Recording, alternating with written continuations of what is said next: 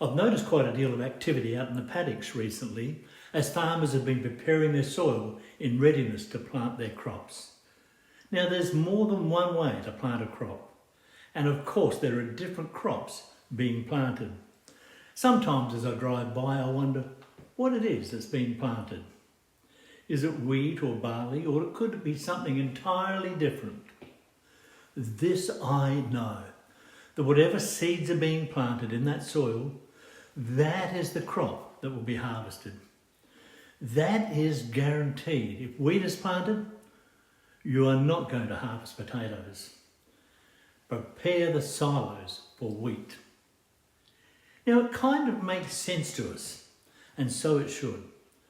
The problem is that we don't always live by those same rules.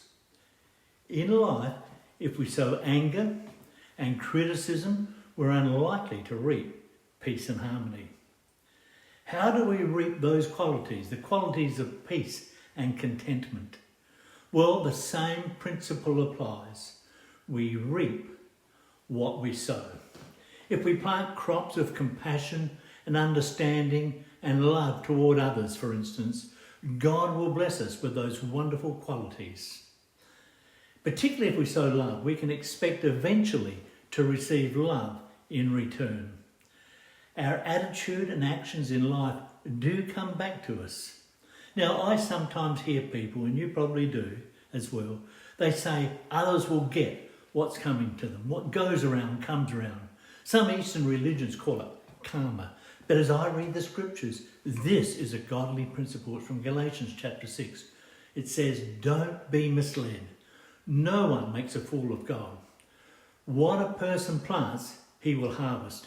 The person who plants selfishness, ignoring the needs of others, ignoring God, harvests a crop of weeds.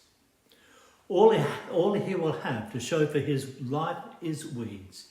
But the one who plants in response to God, letting God's Spirit do the growth work in him, harvests a crop of real life, eternal life.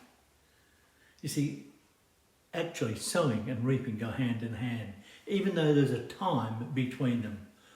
Oh, but there's so much more.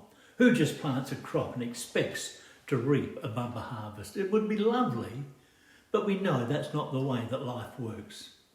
We also are aware that more often than not, it doesn't just happen overnight. It does take some time. Therefore, before we sow, there is the preparation of the ground, the application of fertiliser, as well as weed management and so on. I think that you understand what I'm saying. Whether you are a broadacre farmer or a home gardener, the same principle applies. And it doesn't just happen. You need the right tools and equipment. There is a lot of behind the scenes preparation, a lot of work, not to mention the right seasonal conditions. It's an ongoing task. So what about life for you at this moment? Are you disappointed in the way that someone has been treating you? Do you feel used? Do you feel forgotten? That's not fun. But how can it be changed? An old friend of mine used to say something like this: when someone had a go at him, I just love them, and I speak sweetly back to them. He would say, it really confounds them. Sow love. Be interested in others. Ask them encouraging questions. Make this your prayer and ask others whom you trust to commit to pray with you for the situation that you find yourself in. I say it again, sow love. It takes time to plant and grow a crop. The farmer has to keep going through all kinds of weather, working long hours to complete the task. What is it that keeps him going?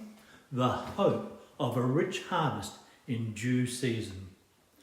Today I encourage you to keep on keeping on. And again I remind you that God hears and answers our prayers. If God is for you, who can be against you? Romans 8:31. Have a wonderful week and may God richly bless you.